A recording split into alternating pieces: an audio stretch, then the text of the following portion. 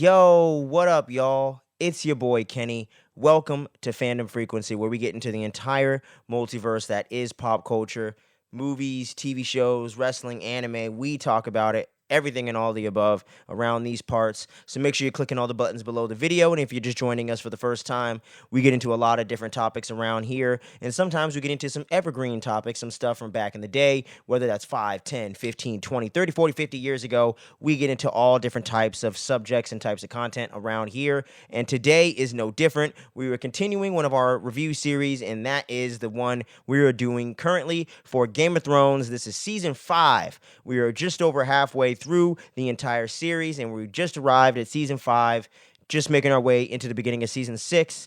And now let us get all into the nitty-gritty. That is season 5, my personal opinions on it. With no further ado, let's get right into it.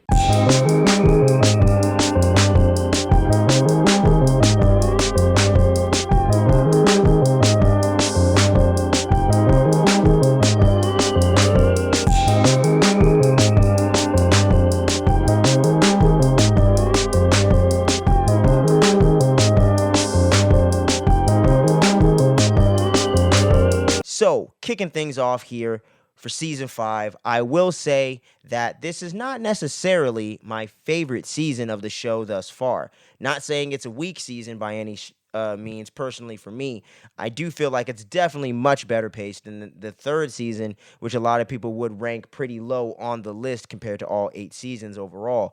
But I would definitely say this season of season 5 was much better paced overall. It just was kind of dragging in the first few episodes for the most part, kind of dragging out some of the storylines. But I would say the next 6-7 episodes was like really on point for me personally, especially the last like 3 episode stretch, which is on a whole nother level. It was on like the peak level of where Game of Thrones reaches and has reached prior to that in seasons 2 and 4 for me personally. So season 3 definitely holds, season 5 definitely holds its own and earns its place in the series.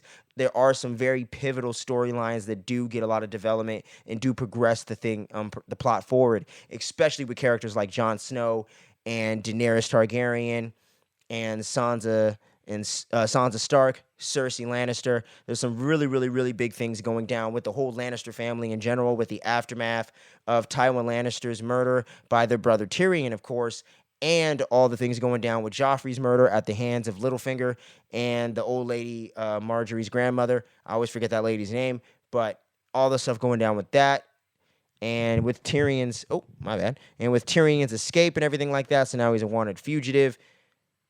Loras is one of the few people that he actually has that he can trust, and he helps him escape and everything like that. So a lot of big plot points do move forward and do move at a pretty good clip for the most part throughout the season. And we do get some more funner adventures as well with like Jaime and Braun. So there are some really, really good, strong storylines here and some really fun moments and some excellent action. Really awesome world building as well. And with the premiere of seeing the White Walkers truly in action in episode 8, Hardhome, was just phenomenal. So there's a lot of really great stuff to get into with this season, that is for sure. But I would say it was just a little bit slow going at first and seemed like they were kind of spinning their wheels for the first 3 to 4 episodes. But after that, it was off and running and never let up on the gas for me personally, and had a very strong ending and a very, very big cliffhanger that it left you on and set up some very huge pivotal moments that we're about to get into as we kind of break into the different storylines and the storylines that stuck out to me and were more positive and the things that were more negative as we kind of go through the rest of the review here.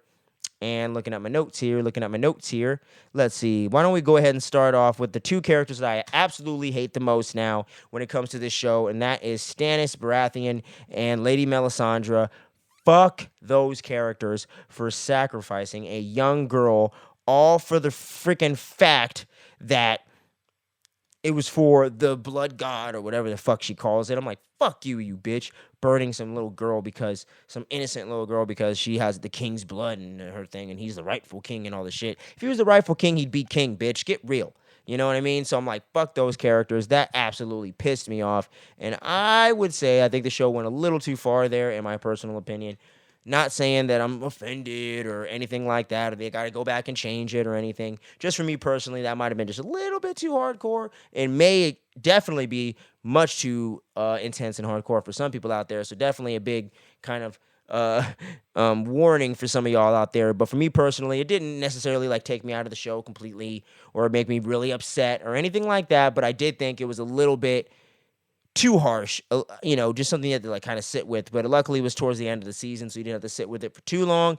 But woo, it was intense, man. Like 2 seasons in a row, you got to watch somebody damn near burn to death. It's like, jeez, well, she did, and then the other guy, what the hell's the guy's name? Now I'm forgetting. Uh, the wildling guy, the leader of the wildlings from last season that got burned alive that was getting burned alive until Jon shot him in the heart with a arrow as mercy to let him die in peace quicker. You know what I mean? But I'm forgetting the guy's name. I'll throw it in the freaking thing on the edit. My bad. So many names to remember in this thing. You must forgive me. But yeah, fuck Lady Melisandre and fuck Stannis Baratheon. I'm so glad that he got his fucking head chopped off by Breen of Tarth at right there in the finale. I was like, thank God, because that guy needed his comeuppance. And Lady Melisandre, I think she might be the one that's gonna resurrect Jon Snow from the dead. Because jumping ahead a little bit, spoilers. Duh, this thing's almost 10 years old. Come on now. Uh, if you're later than me, too bad. But yeah. So with Jon Snow getting killed and all that other shit, she seems like she might be the one to resurrect him. So we'll get more into that when we break down Jon's complete character arc a little bit more. One of my more favorite parts of this season for sure. So once we get more into that, we'll definitely break that down. But yeah, fuck Stannis and fuck Lady Melisandre. And moving into, you know what? Why don't we go ahead and move into Jaime and Braun? Their whole adventure with Jaime Lannister recruiting Braun to go and essentially rescue Jaime's secret daughter, Marcella Lannister, from Oberyn over there, where she is about to get pledged over to the Prince of God damn, now I'm forgetting the place. Of Dorne, there you go. The Prince of Dorne. I'm forgetting his name now, but the Prince of Dorne has been pledged to Marcella Lannister, and they're about to get married and join their houses and whatnot. And Jaime recruits Braun, of all people, the man that was recruited as Tyrion's kind of bodyguard, if you will, before, is going on an adventure with him, undercover, going behind enemy lines, over to Dorne to go rescue his daughter. And that storyline was pretty fun in and of its own right, with them sailing over and having to get the people's disguises by taking the guards out and them trying to sneak in there, but ultimately getting completely snuffed out right away by Ilaria. And the sand snakes and everything like that. The sea snakes. There you go. Sorry, the sea snakes. And with Ilaria and them picking up on their scent right away and exposing and blowing their cover. But it does seem like things are going to go all right.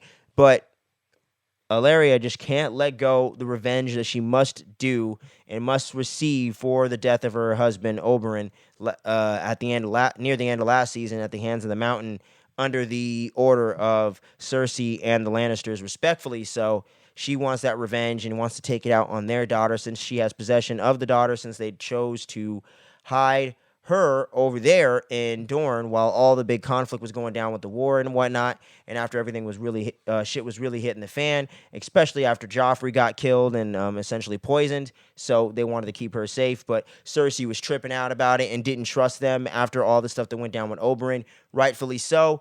Definitely picking up on some spidey sense right there from Cersei, and she wanted to go get him out. But unfortunately, she was too late, because she gets poisoned after Ilaria gives Marcella a kiss on the lips before they leave, and is supposed to descend back or go back over there to King's Landing. She ends up dying and getting poisoned, and then Ilaria gets the last antidote there, as the sea snakes tend to do to people, and they go off, and that is it right there. So Jaime ultimately failed in his mission to save his daughter and bring her back home, which somewhat kind of brings him and Cersei together, because all the things that have gone down.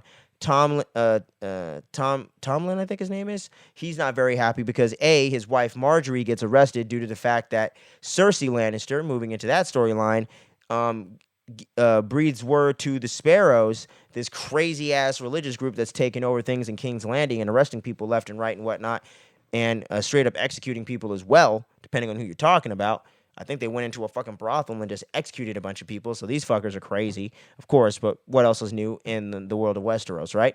But these guys are getting get word that Marjorie is aware of her brother's homosexuality, and she is also guilty of perjury and things like that, lying on the record, everything such. And with her previous ex-husband that was killed, that was also into that stuff with her brother and all the other stuff that got twisted and told in secret. So due to all that stuff, due to their judgmental nature, they arrest her, and then Marjorie just completely hates Cersei, rightfully so. And then Cersei ends up getting a dose of her own medicine, though, because she ends up getting arrested for all the incest accusations. And while they're obviously not accusations, as we know, those are known to the public and people of Westeros as accusations that are out there. And she has been accused of these acts and therefore must be arrested for the sin that is incest itself in their religion and many other religions that we all, people such as us, believe in and whatnot. Not that I necessarily claim to one religion, but I'm not necessarily a fan of incest myself. So just, duh. I don't think most of us are. Hey, do your thing out there, but I don't think most of us are really into that sort of thing.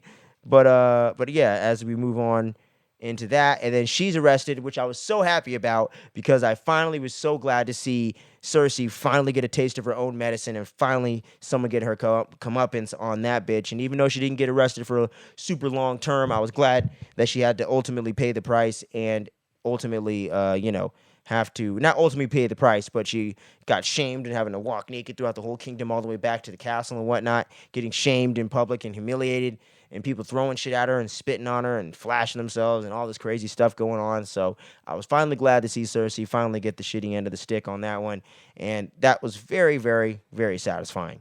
And also, as we go into another really interesting storyline this season was the one with Sansa and Brienne of Tarth and with Sansa's marriage to Ramsay Bolton going down due to her giving in to the advice of Littlefinger. All of that completely goes south, as we know, because Ramsay Bolton is a crazy-ass motherfucker that ends up ultimately abusing and wronging her in the process, as we all expected to go down, which was not very pleasant to watch. But Sansa finally starts to try to find a way to escape and realize that Brienne was the person she should have put her trust in and is still out there to help her. So she ends up making a plan to try to get out of there with the help of Theon, who finally snaps out of his reek bullshit and finally takes some kind of move of action and finally escapes with Sansa and gets her away from all that stuff.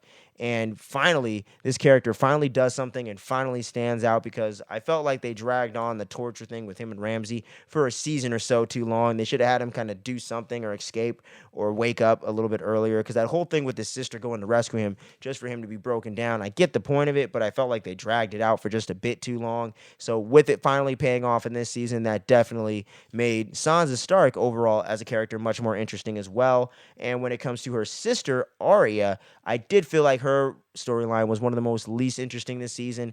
I thought her going to the assassins and all that with the people with the million faces or whatever and learning how to become an assassin and all this other stuff would be much more interesting. But all she really does for the first half and most of the season is sweep and do these chores and walk around talking about, I got crumpets and some other bullshit, And then she finally gets put on an assignment, but then all that goes south because she spots one of the people that's on her personal Kill Bill list. So she's like, all right, gotta go get that motherfucker. Does so by using the Faces method, which was a really, really cool sequence, by the way.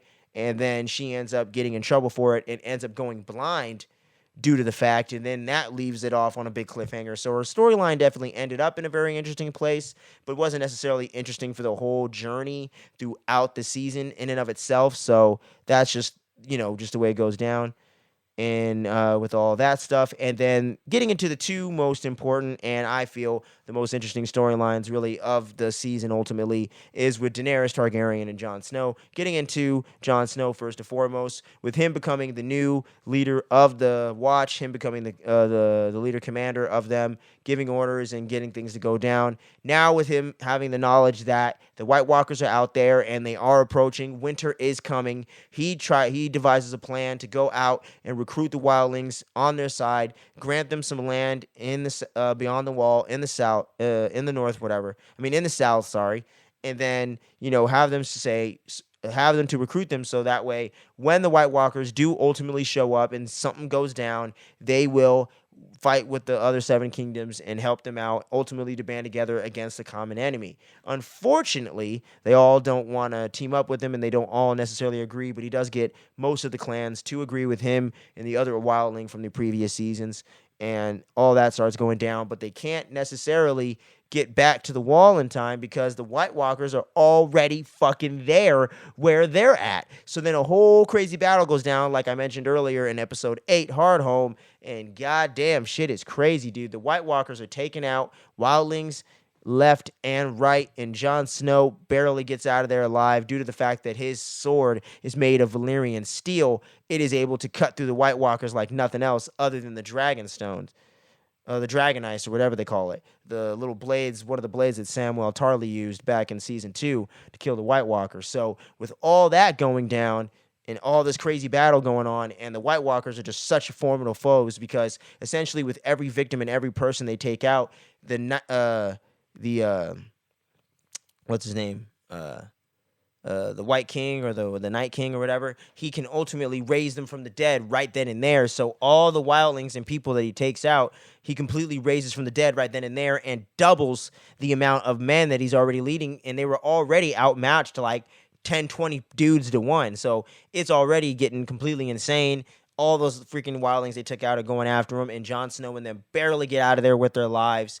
Ultimately, for him to get betrayed by the other guy that was like his lieutenant, essentially the guy that used to be the leader of the Watch, and the group of people that kind of went with where his philosophy and with where his opinion was at. They completely betrayed and stabbed Jon Snow to death, one by one, ending with the kid that felt betrayed by Jon Snow because of the fact that he wanted to team up with the wildlings, who are ultimately the people that took out the kid's family and all that other stuff going on. So all of that finally came to a head right here, and now Jon Snow is seemingly dead. But I'm pretty sure he's going to come back due to the fact of spoilers and me seeing footage and pictures of him in the later seasons, especially towards the last season or two. So he'll be back. We'll see how it goes down, but I'm pretty sure it's going to be due to some voodoo magic trickery with Lady Melisandre. So we'll see how all that goes down inevitably throughout the next couple seasons here. But now we're going to end things off with my girl, with probably my favorite character of the series, Daenerys Targaryen, over there in Meereen, still in charge and whatnot, having to lock two of her dragons away, one on the loose, just going ham, and she's completely out of control of him, and things are starting to really break down in the kingdom that she has been leading. And with the crazy group, the Sons of the Harpy, all these mass dudes going around taking out people left and right, taking out soldiers and members of the Unsullied, taking out two of her closest confidants between Grey Worm and the older guy that was like a knight way back in the day. All that stuff going down really brings things to a head and really makes things difficult for Daenerys as a leader of this particular place, and completely puts a pause on her plan of ultimately sailing north over to King's Landing and taking over things over there. But now all of that is getting pushed back because of the fact that she's losing control of the kingdom that she's currently in control of, and sees just how hard it is for her to be a leader and all that other good jazz. So with all of that going down, it's going to be really difficult. And now things are going to be even more interesting with Tyrion kind of being appointed as her king's hand, essentially queen's hand, as her advisor in order to help her formulate plans and ways of solutions in order to solve what's going on. Larys shows up and he's also helping counsel with her and everything like that. So all of this coming to a head, and now Daenerys is in a tougher situation than ever. And with her Dragon coming back, helping her kind of win favor back a little bit and kind of gain control of the situation temporarily, with them trying to pick up the pieces towards the end of the season. It's going to be very, very interesting to see how Daenerys picks up the pieces, repairs things, and moves forward in order to make her claim for the Iron Throne and go north with all three of her dragons and try to take out everybody at King's Landing and ultimately get revenge for her and all of her house and everything like that, as one of the few Targaryens left on this earth at the moment. Or, I mean, on that earth at the moment. So that's all going down with Daenerys, and ultimately her storyline just continues to keep getting more interesting and more interesting as her character evolves and as her claim for the throne is ultimately getting stronger and stronger, but more conflicts are coming to the surface, and ultimately that is the Game of Thrones right there. But that pretty much does it for season 5, and like I mentioned earlier, my only few negatives really is I think that Arya's storyline's was a little boring. I do think that the pacing was definitely a little bit too slow in the beginning, but ultimately everything paid off in a really satisfying way, so I definitely give this season a thumbs up. Awesome season for the most part, but not quite as good as seasons 2, 4, or 1 for me. So definitely going to be a little bit on the lower end, but definitely far from a bad season of TV. But let me know what y'all think about season 5 down below in those comments below. We appreciate all the new subscribers coming in lately, all the support and all the engagement on the channel. It really does help us out immensely. So thank you so very much for tuning in, guys, and checking out, and gals and everyone in between, for checking out these this review series. The numbers have been going up for the last 2, so let's continue that upward trend, and let's continue growing the channel and bringing all that progress. And if you're trying to, if you have any suggestions for future content you'd like to see on the channel, never hesitate to drop it below in the comments or hit us up on all our social medias. All that's down below in the description below. We're going to have season 6 coming at y'all sometime between the end of June and early July. We're going to go on a short hiatus with the Game of Thrones review to get into all these big movies coming out between Spider-Verse, Indiana Jones 5, even the new Transformers, possibly. We got Secret Invasion coming down the line for the MCU. We got a lot of cool anime content we want to start getting into as well and catch up on. So we got a lot of cool stuff that's going to be coming at y'all, some horror movies and all and everything in between. So make sure you don't sleep on any of the dopeness we got coming on the channel very soon. And until we see you again, thanks for watching. Thanks for listening. We appreciate each and every one of you. And until next time, much love. Peace out.